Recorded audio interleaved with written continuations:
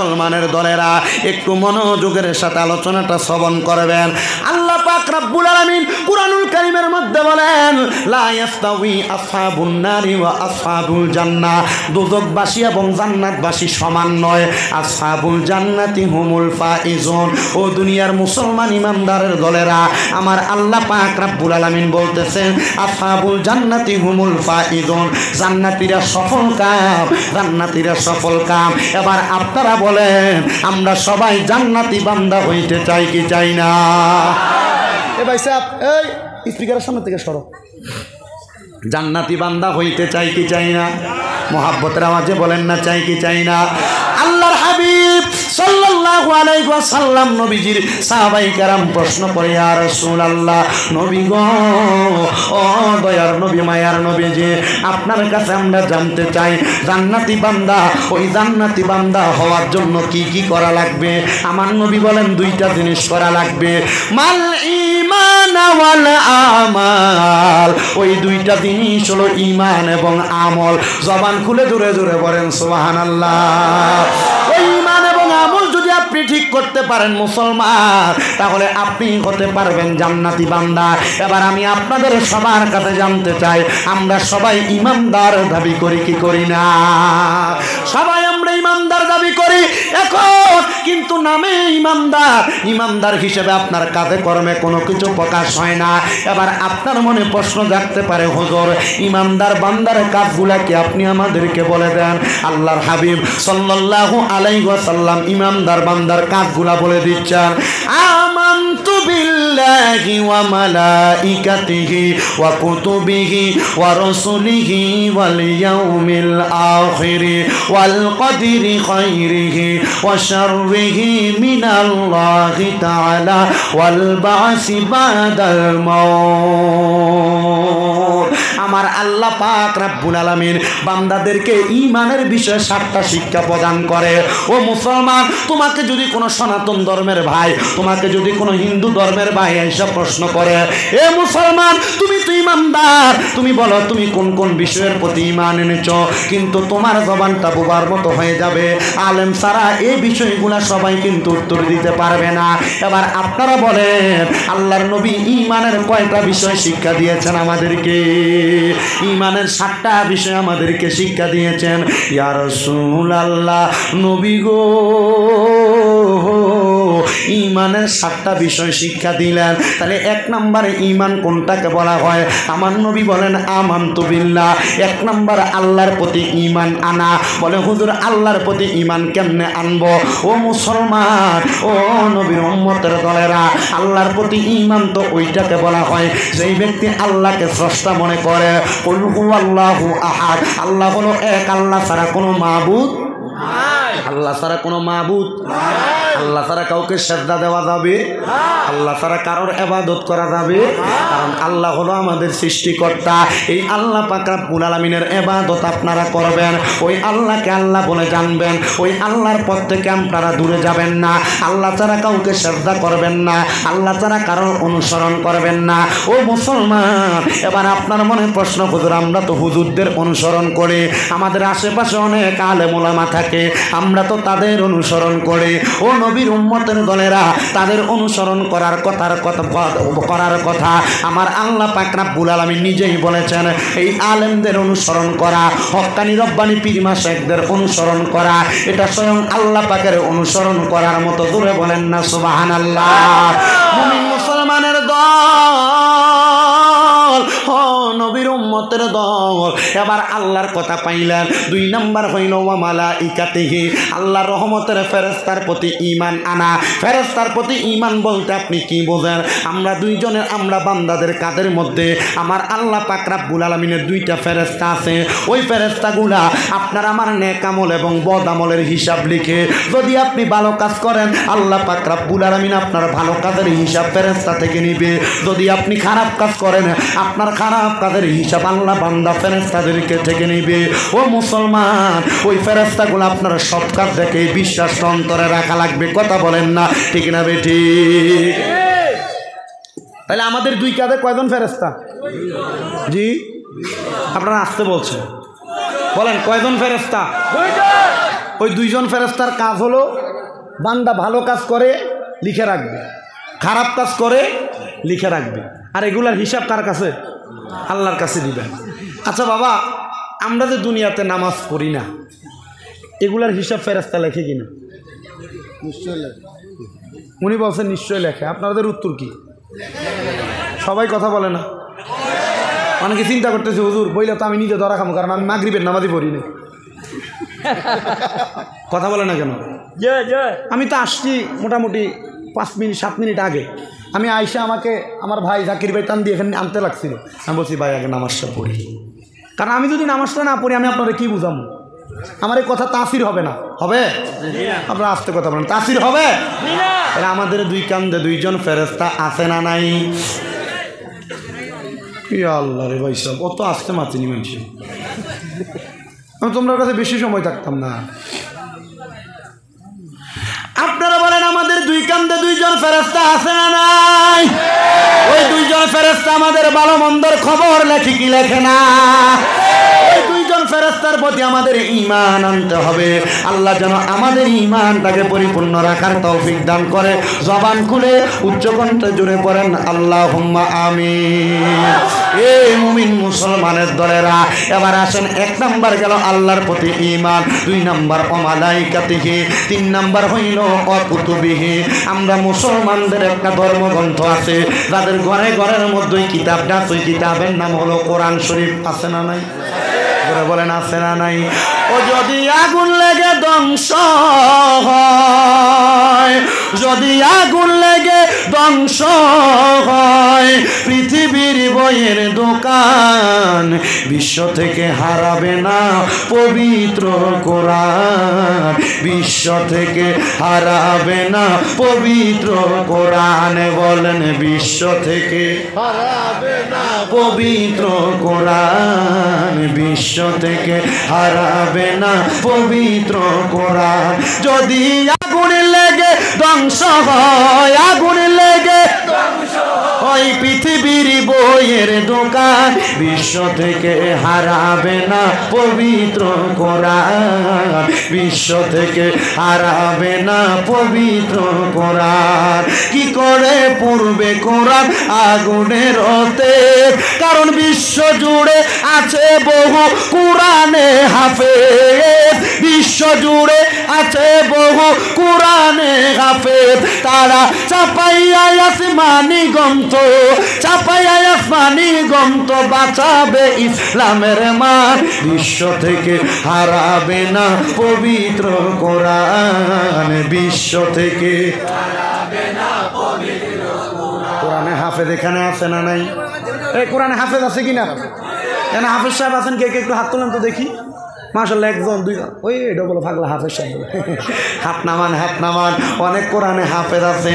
যদি কোরআন শরীফকে পুরাইয়া দেওয়া হয়, হাফেজ সাহেবেরা ওই কোরআনুল কারীম তাদের মুখ থেকে লিপিবদ্ধ করে আবার মানুষের মাঝে ফিরাবে। জন্য বলে কি করে পূর্বে কোরআন আগুনের তেজ? কারণ বিশ্ব জুড়ে আছে বহু কোরআনে হাফেজ। বিশ্ব জুড়ে আছে বহু কোরআনে হাফেজ। তারা চাপাইয়া আসমানি গ্রন্থ, তারা চাপাইয়া আসমানি গ্রন্থ বাঁচাইবে ইসলামের মান। বিশ্ব থেকে হারাবে না পবিত্র কোরআন। বিশ্ব থেকে হারাবে না পবিত্র কোরআন। বিশ্ব থেকে হারাবে না পবিত্র কোরআন।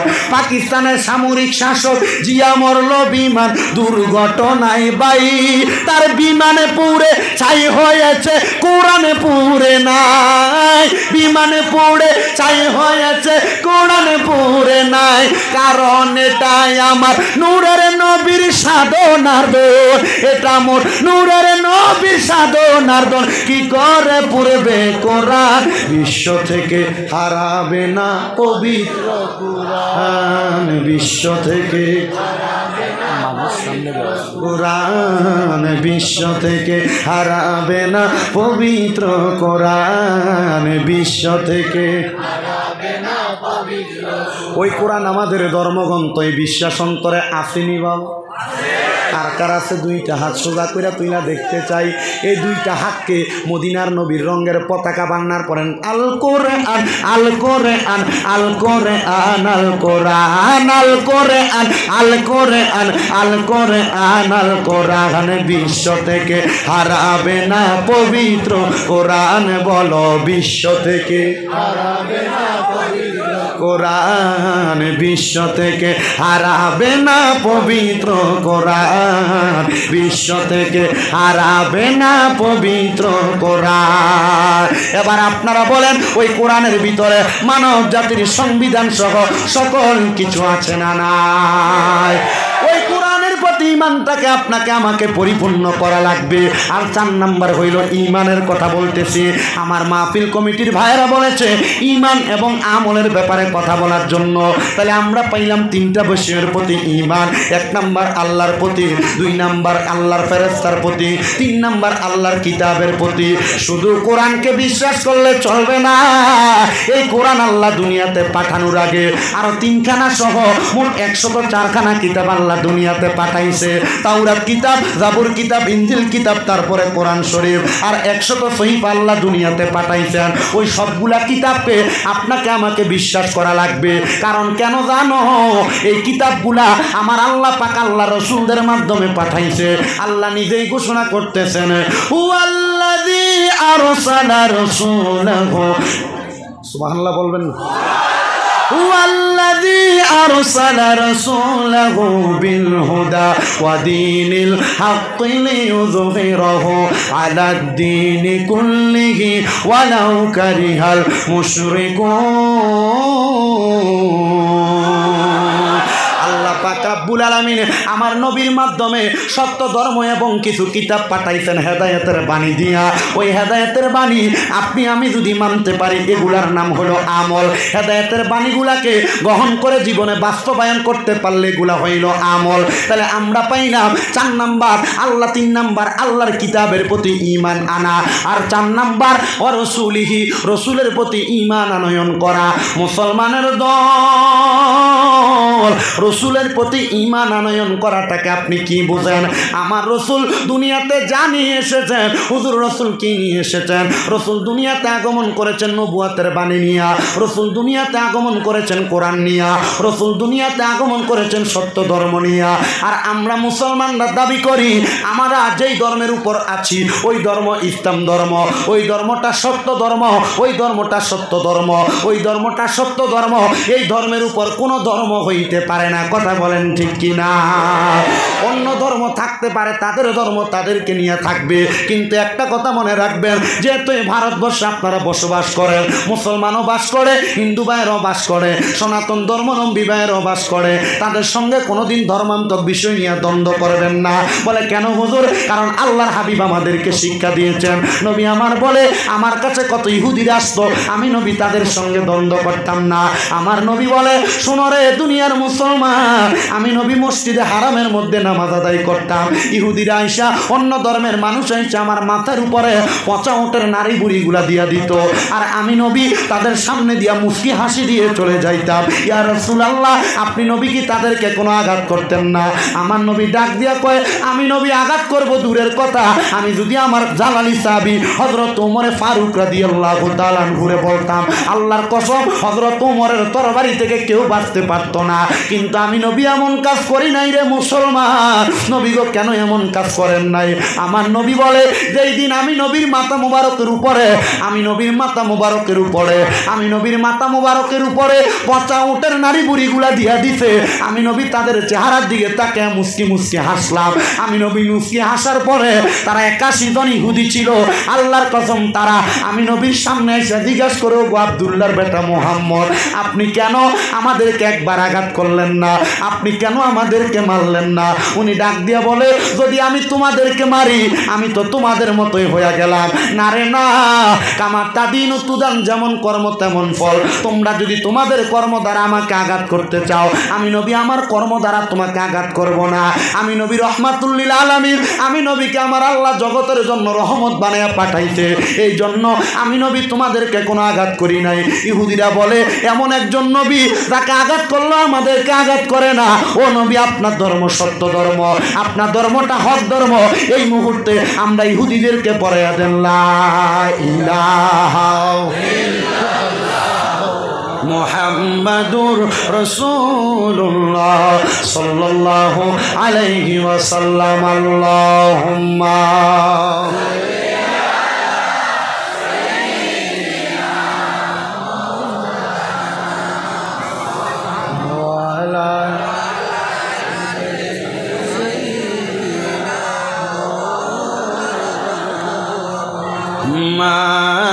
আল্লাহুম্মা না থাক ভাই থাক। ওয়ালা আলি সাইয়্যিদিনা দুরূদ শরীফ যতই পড়ি মনের তৃপ্তি মিঠে না, কৌশল কইরা লইয়া যান আল্লাহ ওই যে সোনার মদিনায়। আল্লাহুম্মা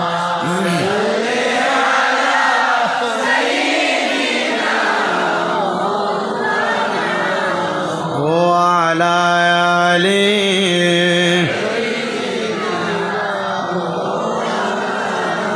দয়ার আল্লাহ দয়া কর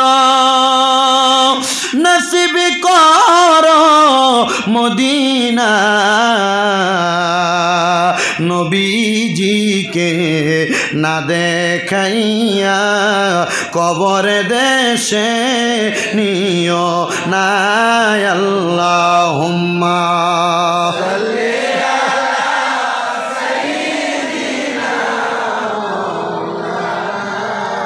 মুহাম্মাদ ওয়া আলা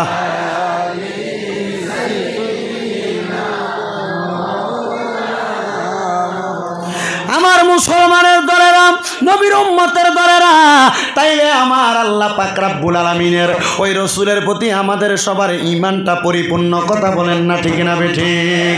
আমার নবীর উম্মতের দলেরা এবার রসুলের প্রতি ঈমান পরিপূর্ণ করার পরে আমার নবীজি রাহমাতুল লিল আলামিন নবীজির ঈমানটা পরিপূর্ণ করার পরে এবার আসেন 5 নাম্বার ওয়াল ইয়াউমিল আখিরি, আখিরাতের প্রতি বিশ্বাস করা। ও মুসলমান, আখিরাত বলতে আপনি কি বোঝেন? এই দুনিয়া থেকে আপনি একদিন ইন্তেকাল করে কবরে চলে যাবেন, নাকি সারা জীবন বেঁচে থাকবেন? এ ভাই সাহেব, কারোর সামনে আসার কথা বলার দরকার নাই, যে যেভাবে সেভাবে থাকবে। এ কষ্ট করে এসে বসছে, যারা দেরিতে আসছে এরা পেছনে বসবে, আর না মন চাইলে দাঁড়ায় দাঁড়ায় ওয়াজ শুনবে। ইসলামের জন্য কোরআনের জন্য দাঁড়ায় থাকলে কি কষ্ট হবে? এ বলেন কষ্ট হবে? ইসলামের জন্য কোরআনের জন্য যদি দাঁড়ায় দাঁড়ায় বয়ান শোনেন, এটার উত্তম যাতে বেশি পাবেন। যে ইবাদতে কষ্ট বেশি, স্বভাব বেশি। কথা বলেন না? আল্লাহর হাবিব বলছেন, যত দূর পর্যন্ত হেঁটে হেঁটে নামাজে যাবা প্রতি কদমে রহমতের ফেরেশতা আমল নামায় সওয়াব লিখতে থাকেন। আনাস ইবনে মালিক রাদিয়াল্লাহু তাআলা আনহু হাদিস। সুবহানাল্লাহ বলেন না? আরো জোরে বলেন না সুবহানাল্লাহ? তাহলে আপনি আখিরাত বলতে কি বোঝেন? এবার আমি আপনাদেরকে বোঝানোর চেষ্টা করি। আমরা দুনিয়াতে সারা জীবন কেউ বাঁচবো না, হয়তো কেউ 100 বছর, 100 বছরে তো নাকি 100 বছর, কেউ 80 বছর, কেউ 50 বছর, আবার কেউ 150-200 বছর বাঁচে। কিন্তু একদিন সে মৃত্যুর স্বাদ গ্রহণ করা লাগে, লাগে কি লাগে না? এই মৃত্যুর স্বাদ গ্রহণ করার পরে আমাদেরকে যখন ইন্তেকাল করার পরে সাদা মার্কিন কাপড়টা গোসলের পরে পরাইয়া দেয়, পরানোর পরে 4 জনে 4 কান্দের মধ্যে কইরা আমাদেরকে অন্ধকার কবরের মধ্যে নামাইয়া দেয়। কবরে নামানোর সময় পরে বিসমিল্লাহি ওয়া আলা মিল্লাতি রাসূলিল্লাহ ওই কবরে নামাইয়া এবার হুজুররা এবং এলাকার মানুষেরা হাতের মধ্যে 3 মুষ্টি মাটি নেয়। মিনহা খলাকনাকুম ওয়া ফিহা নুঈদুকুম ওয়া মিনহা নুখরিজুকুম তারাতান উখরা। যে হাতের মধ্যে মাটি নিল, মিনহা খলাকনাকুম, আল্লাহ এই মাটি দিয়ে আপনি আমারে বানাইলেন, ওয়া ফিহা নুঈদুকুম, এই মাটির মধ্যেই ঢুকাইতেছেন, ওয়া মিনহা নুখরিজুকুম তারাতান উখরা, আবার এই মাটি থেকে উত্তোলন করবেন। মুসলমান, এই মাটির নিচে ঢুইকা যাওয়াটাকে বলা হয় আখিরাতের জগৎ। কথা কোন? কিন্তু ওই কবরের অবস্থা 2 রকম হবে, 2 রকম। মুমিনের জন্য একরকম, আর বেঈমানের জন্য আরেক রকম মুসলমান। এবার আপনারা বলেন, মুমিনের জন্য কবর হবে ভালো, আর বেঈমানের জন্য কবর হবে বড় খারাপ, বড় কষ্টদায়ক। যারা মানুষের হক মেরে খেয়েছে, নামাজ পড়ে নাই, ইবাদত করে নাই, রসুল বলেন হাসরের ময়দানে তার কবরের পরিমাণ মাটি দিয়া তার ডান দিক থেকে জোরে জোরে চাপ দেওয়া হবে। যেই ব্যক্তি মানুষের পরে সম্পদ হরণ করেছে, মানুষের টাকা মেরে খেয়েছে, মানুষের জায়গা জমি দখল করে খেয়েছে, তার ডান দিক থেকে এমনভাবে চাপ দেওয়া হবে ওই ডান দিকের পাঁজরের হাড্ডিগুলা ভেঙ্গে ওই বান্দার ডান দিক দিয়ে বের হবে, আর বাম দিকের পাঁজরের হাড্ডিগুলা ভেঙ্গে বান্দার ডান দিক দিয়ে বের হবে। তুমি তোমার কোন সন্তানের জন্য তুমি হারাম খাইলা, কোন সন্তানের জন্য সুদের টাকা কামাই করলা, কোন স্ত্রীর জন্য পরের জমি দখল করে বাড়িতে নিয়ে গেলা, কোন সন্তান স্ত্রী আত্মীয় স্বজনের জন্য মানুষের পকেটের টাকা মাইরা মানুষকে ওজনে কম দিয়া তুমি তোমার টাকা বানাইলা।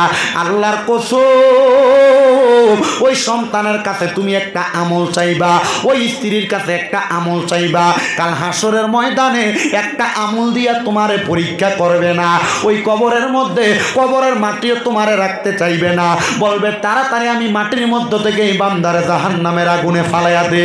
আর যেই ব্যক্তি মুমিন মুসলমান, ওই মুমিন কবরে যাওয়ার আগে থেকে রহমতের 3 জন ফেরেশতা মুমিন বান্দার কবরে জান্নাতের বিছানা বিছায়া দেয়। এবার আপনারা বলেন, আমাদের মরা লাশটারে আমরা ওই কবরের মধ্যে জান্নাতি হিসাবে রাখতে চাই কি চাই না? এবার আমি এটাকে সুরে সুরে একটা গজল লিখছি। আমার জায়গা হবে নি আমার মরা লাশের লাইগা, মসজিদের পাশে আমার মসজিদের পাশে আমার কবর দিও, কইরাই আমার জায়গা হবে নি, আমার জায়গা হবে মরা লাশের লাইগা, মসজিদের পাশে আমার কবর দিও, কইরাই আমার জায়গা। তবে ভাই সাহেব, শর্ত হইল যদি আপনি সুদ খান, হারাম খান, পরের টাকা মাইরা খান, জমি দখল করে খান, ওজনে কম দিয়া খান, আরে মসজিদের পাশে না জান্নাতুল বাকির ভিতরে নিয়ে কবর দিল, ফিডা কি কম না বেশি? এজন্য মরণের আগে চিন্তা করবেন আর হিসাব করবেন যে আপনি আমলটা কি করছেন। আমলটা যদি ভালো হয়, যদি আপনারে গাঙ্গের পারে নিয়ে কবর দেয়, এই গাঙ্গের পাড়ের কবরটাও জান্নাত হইয়া যাবে। এজন্য আশেক আমি এটা লিখছি, আমার জায়গা হবে নি আমার মরা লাশের লাইগা, মসজিদের পাশে আমার মসজিদের কবর দিও, কইরাই আমার জায়গা হবে নি। এলাকাবাসী রে, আমি তোমরার ছেলে সন্তান কয়দিনের লাগিয়া, মরার পরে সবাই আমায় যাবে রে ভুলিয়া, কষ্ট হইলে 3.5 হাত মাটি দিও, খুইরাই আমার জায়গা হবে নি, আমার জায়গা হবে নি, আমার মরা লাশের লাইগা, মসজিদের পাশে আমার মসজিদের পাশে কবর দিও, কইরাই আমার জায়গা হবে নি। এলাকাবাসী রে, আমি তোমার ছেলে সন্তান কয়দিনের লাগিয়া, এলাকাবাসী রে, আমি যেদিন যাব মারা দুনিয়া ছাড়িয়া, রঙিন জামা কাপড় সবই নিবে রে খুলিয়া, সাদা মার্কিন কাপড় আমায় সাদা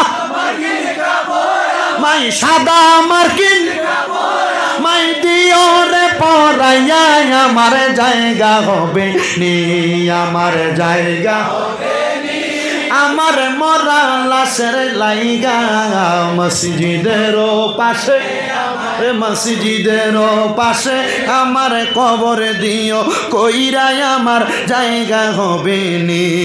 জগৎবাসী রে, আমি যেদিন যাব মারা দুনিয়া ছাড়িয়া, ভাই বন্ধু আত্মীয় স্বজন যাবে রে ভুলিয়া। মনে রাখবে? মনে রাখে? রাখে না তো মনে বলে রাখে। ওই একটা মুরব্বীর দিকে বলে, আপনি আপনার বাপের কবরটা চিনেন কিনা? এক হুজুর কবর দিছে এই কবরস্থানে জানি, কিন্তু কবর কোনটা চিনি না। কথা বলে না কেন?